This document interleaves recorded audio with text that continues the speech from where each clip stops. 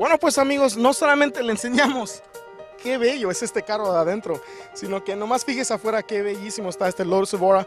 Y para darnos más información sobre lo que es Lotus y cómo están ellos involucrados en lo que es el automovilismo, desde, como dicen, regular track days, club events, hasta el nivel de Fórmula 1 y hasta el IndyCar, vamos con una entrevista a nuestro amigo Kevin Smith de Lotus de Norteamérica para que nos explique un poquito más. Bueno amigos, estamos aquí en Firebird International Raceway, donde lo primero que vimos al entrar fueron un montón de carros de Lotus. Estamos aquí con nuestro amigo Kevin.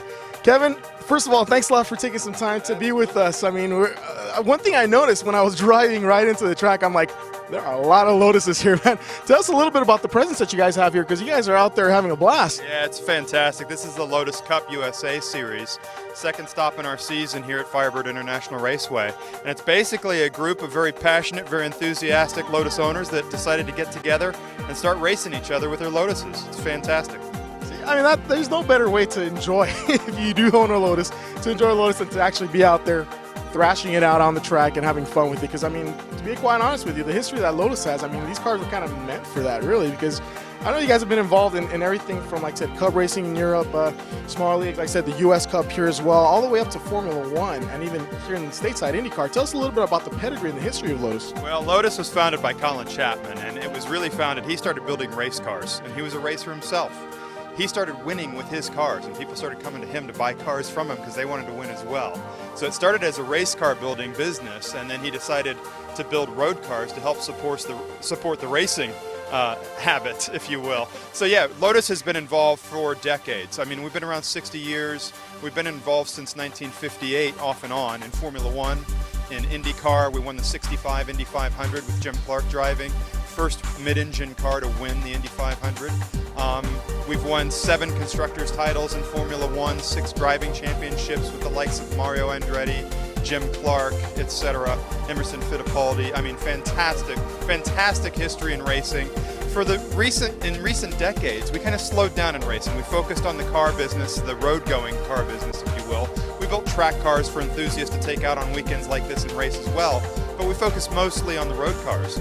Just in the last couple of years, with new management at Lotus in the UK, at our parent company in the UK, they've really decided, look, Lotus is racing, racing is Lotus. We have to be involved in racing. So we're back in Formula 1. I'm happy to say we took 3rd place in the first Grand Prix of the year in Melbourne, Australia, with Petrov taking 3rd. Today's race in Malaysia, Nick Heidfeld, 3rd place, again, 2nd podium in a row for Lotus Renault GP. IndyCar races today at Barber Motorsports Park outside of Birmingham, Alabama. We also, in the first IndyCar race of the season in St. Petersburg, Tony Kanaan, one of our KV Racing Technology Lotus IndyCar drivers, took 3rd place there. We've got a 3-car effort in IndyCar this season. Tony Kanaan, Takuma Sato, and EJ Viso. So just incredible. And we're also doing sports car racing with Evora. We've got a race car version of the Evora for American Le Mans Series, Petit Le Mans. It's going to run Petit Le Mans in Atlanta later in the year in the GTE Series. So we've got sports car racing, we've got Formula 1, we've got IndyCar racing, we've got GP2 and GP3, which are open wheel series feeding up into Formula 1. We've got some aspirations to get into Le Mans racing with an LMP2 car, if you will, for Le Mans next season. So Lotus is from very little involvement in professional global racing to involvement around the globe and the top levels of racing.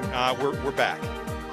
Just throwing out those stats, I mean, like you said, even with the results you've had at Formula 1 and IndyCar, I mean, Lotus really hasn't lost his edge when it comes to racing. I mean, you can tell right away, and that's one thing you mentioned right now, the Evora.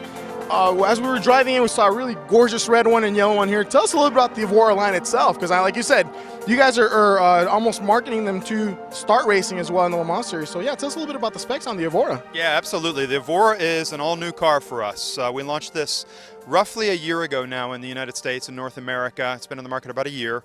We're just a few weeks away from having the supercharged version of the Evora in the market as well, the Evora S. Fantastic car. This is far and away the best Lotus road car we've ever built. And I mean that from all perspectives. Any way you could care to measure a car in terms of performance on a track, it's faster around the Nürburgring than our own Exige and Elise. In terms of road going qualities and comfortable ride as well as exceptional handling and grip, it's a Lotus. We do handling and driving dynamics better than anybody else, So the Evora is fantastic. It's about a 3,000 pound car. We're all about what we call performance through lightweight. When a car is lighter, it does everything better. Handles better, steers better, brakes better, accelerates better, etc. It's 276 horsepower naturally aspirated, or up to 345 horsepower in the supercharged model. So 0 to 60s, mid to upper fours, 4.6 to 4.9 seconds between the supercharged and the naturally aspirated car. Top speed in the naturally aspirated car is 162. Top speed on the supercharged car is 172. The car is capable of about 1.2 Gs lateral grip on a skid pad with the street tires. We've put slicks on one of these. We've done 1.6 Gs with slicks on the factory production car, on the road going car. Straight off the assembly line. Nothing to touch, but just put on some new shoes, right? Right off the assembly line, put stock street tires on it, do 1.2 Gs on a skid pad, take those off, put slicks on, do 1.6 Gs on a skid pad. Unheard of for a production car. See, okay, that's one thing I'm noticing. You hit the nail right on the head there when you mentioned Lotus. I mean, you guys are renowned for, like you said, going fast, lightening the weight, and like I said, this is all translating from your racing, which it's exactly the same concept, right? Where you want to get everything low. You don't need as much horsepower, but even then, I mean, we're skimping on 275 horse. That's still a lot of horsepower for a regular car, but like I said, with a lightweight car, I mean, no wonder these cars you could throw them around the track and have a blast with them, man. Yeah, our founder, Colin Chapman, he had many sayings, many philosophies, if you will. One of them was, you can add all kinds of horsepower to any car and make it go faster in a straight line. But if you add lightness, it goes faster everywhere. And when the car's lighter, it doesn't need a 500-600 horsepower V whatever engine, It doesn't need all the mass that engine brings on board as well. That's going to overtax the brakes and the tires and the transmission and everything else.